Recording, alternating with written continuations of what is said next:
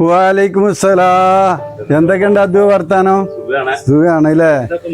ഞാനിപ്പോ ഇവിടെ കുടിയില് ഇപ്പൊ വീട്ടിൽ ആരും ഇല്ല, ഇപ്പൊ ഞാൻ മാത്രമേ ഉള്ളൂ.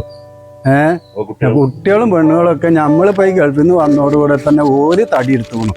കാരണം നമ്മളടുത്ത് പൈസ ഇല്ല, പിന്നെ അത് ജോലിയില്ല, ഒന്നുമില്ലാതെ നമ്മളിങ്ങനെ വന്നത് കാരണം നമുക്കിപ്പോൾ ആളും അർത്ഥമില്ലാത്ത മാതിരിയാണ് ഇപ്പം നമ്മളെ ജീവിതം. എല്ലാ പണിയും ഇപ്പം ഞാൻ എടുക്കണം, അതാണ് ഇപ്പം ഉള്ളത്. തിരുമ്പലും അലക്കലും എല്ലാ പണിയും ഇപ്പം ഞാൻ ചെയ്യണം. ആ കുടുംബങ്ങൾക്കും ആർക്കും വേണ്ടാന്ന് പറഞ്ഞാൽ പിന്നെ ഇപ്പം നമ്മൾ ഒന്നും നേർട്ടില്ലല്ലോ. എല്ലാ പണിയും ഇപ്പം മുറ്റടിച്ചലും അലക്കലും തിരുമ്പലും ഒക്കെ ഇപ്പം നമ്മൾ ചെയ്യണം. മഴ ഇപ്പൊ ഇന്ന് മഴ ഏതായാലും ഇല്ല. നോമ്പിനിപ്പോ എന്താ ചെയർ ഏതായാലും നമ്മളെ പെരിയില് ഇവിടെ ഇരിക്കുക, സിറ്റ് ഔട്ടിൽ ഇരിക്കുക. ഏതായാലും ഞാനിപ്പോ എന്റെ പണിയും കാര്യങ്ങളൊക്കെ അങ്ങനെ നടന്നുകൊണ്ടിരിക്കട്ടൊന്നുമില്ല. ജുമ കഴിഞ്ഞിപ്പോ വരികയാണല്ലേ? ശരി. ഞാനിപ്പോ അങ്ങോട്ട് വരണം എന്നൊക്കെ കരുതിയിരുന്നു, ഒന്നും പറ്റിയിട്ടില്ല. കാരണം ഇവിടെ വന്നേക്കുമ്പോ വിലൊക്കെ ഓല പെരിക്കും ഓല ഉമ്മാൻ്റെ കൂടിക്കും ഓരോ കാര്യങ്ങൾക്കൊക്കെ ഇങ്ങനെ നടക്കുക. ഞാൻ എന്തെങ്കിലും ഒരു കാര്യം പറഞ്ഞാൽ ആരും കേൾക്കാനുമില്ല, ആരും അനുസരിക്കണമില്ല. ഞാനിപ്പോൾ അതിൽ ഭയങ്കര വിഷമത്തിലാണ്. കുട്ടികളൊക്കെ വെച്ച് കുട്ടികൾ ഓല പാട്, നമ്മളെ പാട്. അതാണിപ്പോൾ അവസ്ഥ. ഇതാണിപ്പോൾ എല്ലാവരെയും ഗൾഫുകാരെ അവസ്ഥ. എന്താ ചെയ്യാന്ന് അറിയണില്ല. അല്ല ഞാൻ പോയാലോ? ഇരിക്കദ്വോ ഏതായാലും നമ്മള് ഇത്രയും കാലത്തെ പരിചയവും ബന്ധവും ഇല്ല അല്ലേ? നമുക്ക് ചായ വെള്ളം എന്തെങ്കിലുമൊക്കെ ഒന്ന് നോമ്പ് ഇറക്കണ നേരത്തെ ഉണ്ടാക്കിയിട്ട് കുടിച്ചിട്ട് പോകാം. ബുദ്ധിമുട്ടല്ലേ? അല്ല, ബുദ്ധിമുട്ടൊന്നുമില്ല. ഇനിയിപ്പോ എന്താ ബുദ്ധിമുട്ടൊന്നും ആലോചിച്ചിട്ട് കാര്യമില്ലല്ലോ. നമ്മളെ ഗൾഫിന്റെ അവസ്ഥ ഇങ്ങനെയൊക്കെയാണ്. നമ്മൾ ഇവിടുന്ന് നാട് വിടുന്നു 10, 30, 40 കൊല്ലത്തോളം നമ്മൾ ഗൾഫ് നാട്ടിൽ കൂടി ജീവിക്കണ കഥകളൊന്നും ഇപ്പൊ ഇവിടുത്തോൽക്ക് അറിയില്ല. ഓരക്ക് പൈസ ഇങ്ങനെ അയക്കണ കാണുമ്പോ ഓർക്ക് അവിടുന്ന് വലിച്ച മരത്തുമെന്ന് അടുത്ത് അയക്കണ മാതിരിയാ ഓർക്കൊക്കെ പിന്നെ കുടുംബങ്ങളൊക്കെ കരുതുന്നത്. ഇനിയിപ്പോ വന്നിട്ട് എന്തെങ്കിലും കൊടുത്തിട്ടില്ലെങ്കിലോ അത് അതിനേക്കാട്ടിലും വലിയ ചൊറ.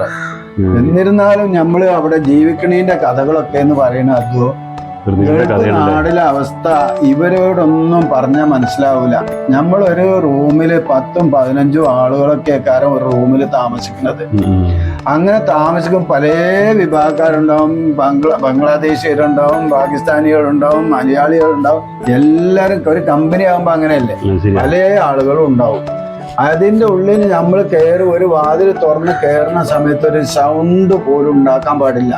കാരണം അങ്ങോട്ട് കയറുന്ന സമയത്ത് കാരണം ഉണ്ടാക്കിയ എന്താ സൗണ്ട് ഇവിടെ മനുഷ്യൻ കടന്നുറങ്ങണില്ലേ? കാരണം ഓലിക്ക് സമയത്ത് ഇറങ്ങി പണിക്ക് പോകേണ്ട സമയമാണ്. അപ്പൊ ഓല് കടന്നുറങ്ങണത് എന്ത് ചെയ്യണോ, നമ്മളത് ഒരു ഉറക്കശല്യമായിട്ട് മാറുകയാണ് പിന്നെ ചെയ്യണത്. അപ്പൊ അങ്ങനെയല്ല സഹിച്ച ബുദ്ധിമുട്ട്. അതുപോലെ ഈ ടോയ്ലറ്റൊക്കെ കയറുന്ന സമയത്ത് 2, 3, 4 ആൾക്കാരിങ്ങനെ ലൈന് നിൽക്കുക കരഞ്ഞങ്ങള്. അല്ല അപ്പൊ നമുക്ക് 10 ആൾക്ക് 10 കക്കൂസ് ഉണ്ടാവില്ല, ടോയ്ലറ്റ് ഉണ്ടാവില്ലല്ലോ. അങ്ങനെ പിന്നെ ഇവരൊക്കെ പിന്നെ സഹിച്ചിട്ടാണ് നമ്മള് ഇവിടെ അവിടെ ജീവിക്കുന്നത് 10, 30, 40 കൊല്ലത്തോളം. ഏതായാലും മുട്ടിയത് അപ്പൊ അതാണ് കഥകള്. പിന്നെ നമ്മളെ ജീവിതം കുടുംബമില്ല, നാട്ടുകാരില്ല, ഒരു വീട്ടുകാരില്ല. വരുമാനം ഉണ്ടാകുന്ന സമയത്ത് എല്ലാവരും ഉണ്ടായിരുന്നു. കുടുംബങ്ങൾ ഉണ്ടായിരുന്നു, നാട്ടുകാരുണ്ടായിരുന്നു, അയൽവാസികളുണ്ടായിരുന്നു. എല്ലാവരും നമുക്ക് എന്താണ് പിന്നെ നമ്മള് ഇവിടെ വന്ന് ഇറങ്ങുമ്പോഴേക്ക് എന്താ ചോദിക്കുക, എന്നാ പോണെന്ന്. നല്ല ലീവാണല്ല, ലീവിലാ വന്നപ്പോണു, അതല്ല ക്യാൻസൽ അടിച്ചാ വന്നപ്പോണു, വേടിക്കുന്ന തന്നെ ആൾക്കാർ ചോദിച്ചാൽ തുടങ്ങിക്കണ്. നമ്മള് 4 ദിവസമായപ്പോഴൊക്കെ തന്നെ ആൾക്കാർ ഇതാ ചോദിക്കണേ, നീ എന്നാ പോണത്? ഇപ്പൊ ലാസ്റ്റ് ഇപ്പൊ നമ്മള് ഒറ്റപ്പെട്ടു. അതാണ് ചുരുക്കി പറഞ്ഞാല്.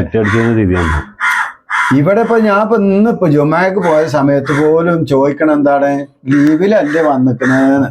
ഓന്റെ പൂതി ഇവിടെ കാലാകാലം അടിയിട്ടൊന്നുമില്ല, പേടിച്ചിട്ട് മാതിരിയുള്ള ചോദ്യം എന്നോട് ചോദിക്കണത്. ഞാൻ പറഞ്ഞു അത് നമുക്ക് വേണമെങ്കിൽ നിക്കാം, വേണ്ടെങ്കിൽ പിന്നെ വേണമെങ്കിൽ പോകാം, വേണ്ടെങ്കിൽ ഇവിടെ നിക്കാന്നില്ലൊക്കെ ഞാൻ ഓനോട് പറഞ്ഞു. അപ്പൊ ചിരിച്ചിട്ടാണ് പോകും. പണി എന്താ വെച്ചാല് അവിടുത്തെ കഥകൾ ഇതും ഇവിടെ പറഞ്ഞാൽ മനസ്സിലാവില്ല. ഈ പല വിഭാഗക്കാരെ ആൾക്കാരും ഒരുവിധ എല്ലാ പ്രവാസികളെയും അവസ്ഥ തന്നെ.